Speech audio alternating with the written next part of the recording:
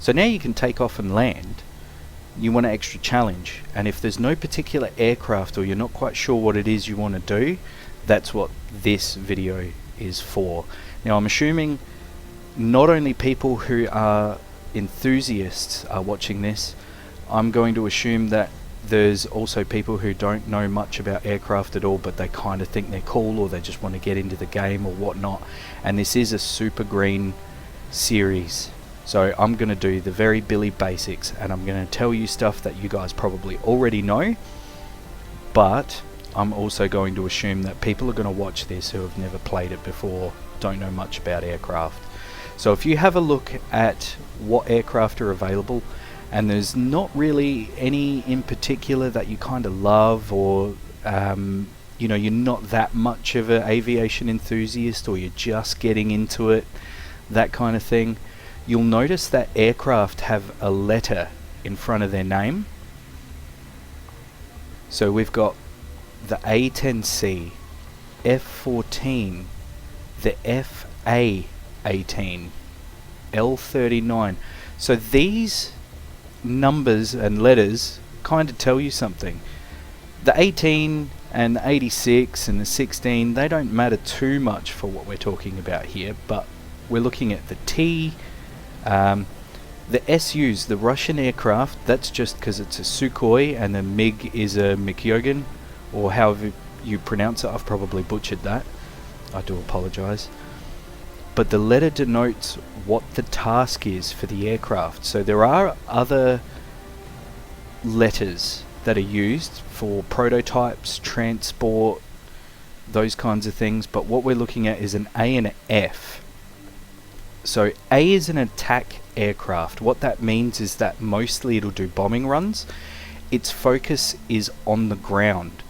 With the F, that's a fighter. What that means is that that wants to get in dogfights. That's really a fight for air superiority. So these kinds of aircraft generally fly fast, and they're maneuverable.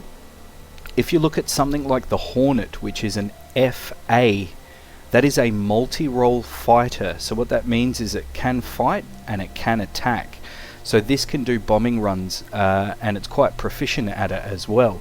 So if you're not quite sure, the FA18 gives you a bit of both worlds. Attack, generally, that's my favourite thing, and I'm personally would flog the A10. That is my favourite, and my preferred task is a mud mover. I like shooting the ground. The thing that draws me to that is there's navigation, there's a lot of waypoint inputs, there's dodging SAMs. Now dodging SAMs is something that does bleed over to dogfighting as well, so the fighters do have to deal with ground forces as well.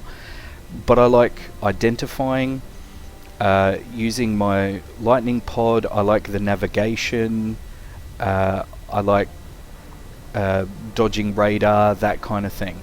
Some of that stuff does bleed into the fighter role, but it's a slower,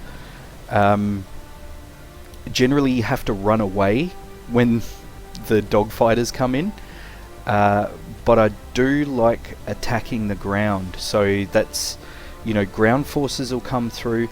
You might have a link in. The A10C is so much fun for that, because you have a AI JTAC, or sometimes you will have someone calling coordinates out for you, and you'll have to input them into the system, or you'll get extra data. You'll pinpoint it on a map, and the systems are very thoroughly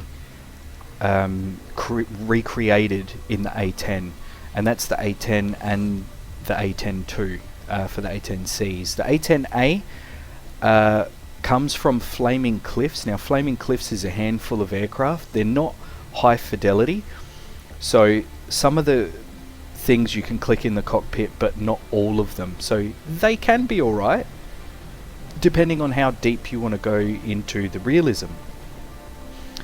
However, they're not as fully fleshed out as things like the A10C or the FA18.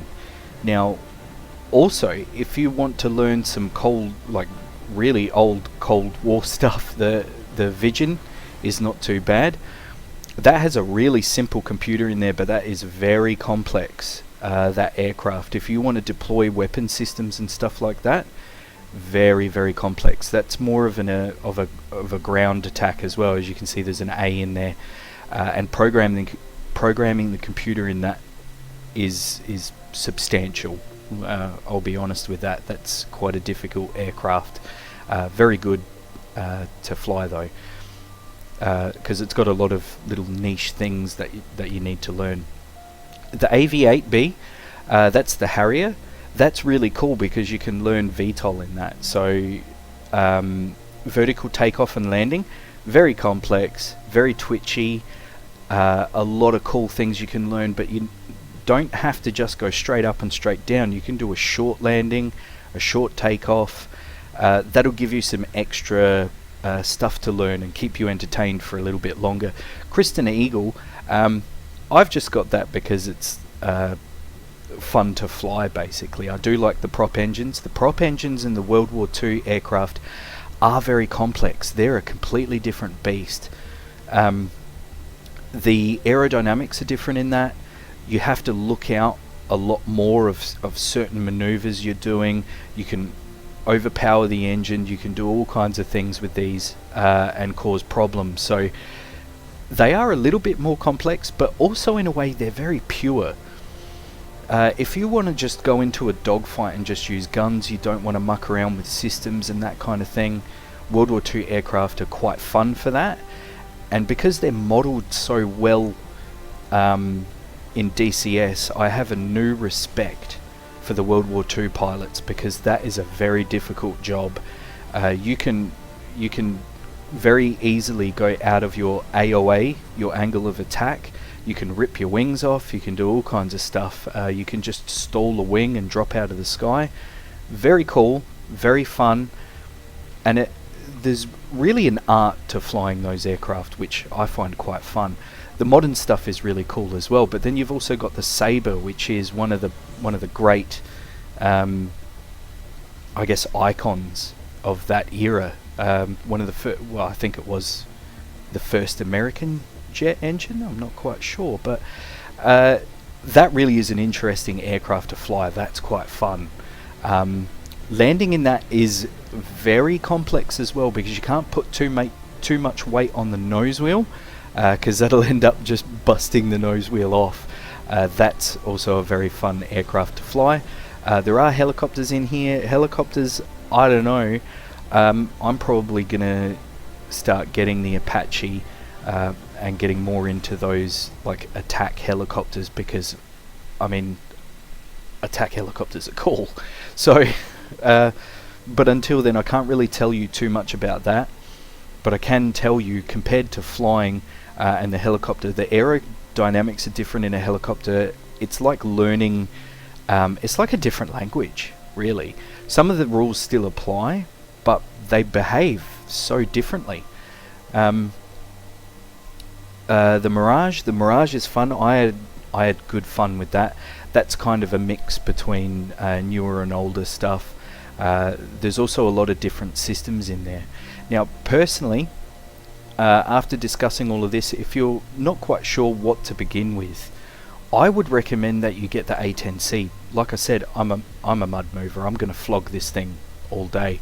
But the reason why I'm going to do that is I think once you learn how to start up the engine in the A10C, once you learn how to use the A10C systems, because they are so complex but easy to kind of pick up, you're going to be covered.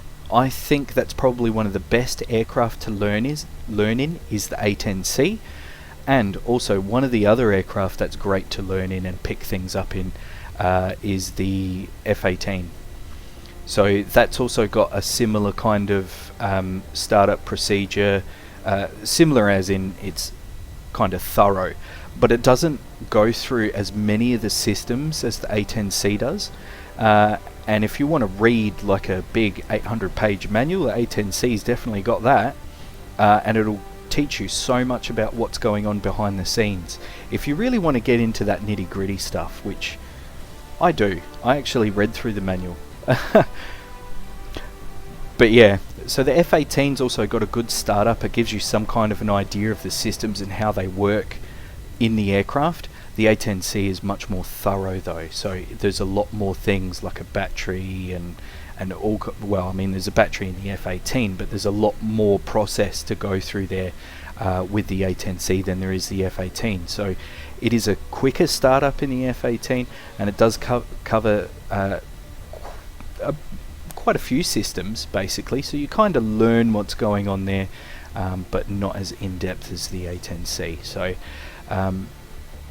that's basically what this episode is about, is moving forward, picking an aircraft if you want to go further, and basically it's up to you whether you like dogfighting, the maneuvering. You've got the choice of the modern aircraft with a lot of systems, a lot of button clicky. You got the World War II, which is more of an art, I think, when it comes to flying, the positioning behind people, trying not to stall, trying not to fall out of the air, managing the engines, that kind of thing, is more pronounced in the World War II fighters. Or you've got the ground attack, which you can fulfill with the F-18, does the best of both worlds with Cold War aircraft, but the ground attack will be more navigation. I mean, you do need to navigate when you're doing dogfighting and stuff, but there's more ground navigation, waypoints, locations, knowing the difference between, you know, north, east, while you're actually working on things. It's very much a multitasking, not just with managing the systems inside the aircraft, but also managing what's going on outside the aircraft as well, and your orientation within the world. So that's that's my input. Obviously it's your choice what you want to pick. Do you want to do dogfighting, that kind of thing, or there's a particular aircraft that you love, you like the pictures of, or that kind of thing? That was me with the A10. It's up to you. Thanks for watching.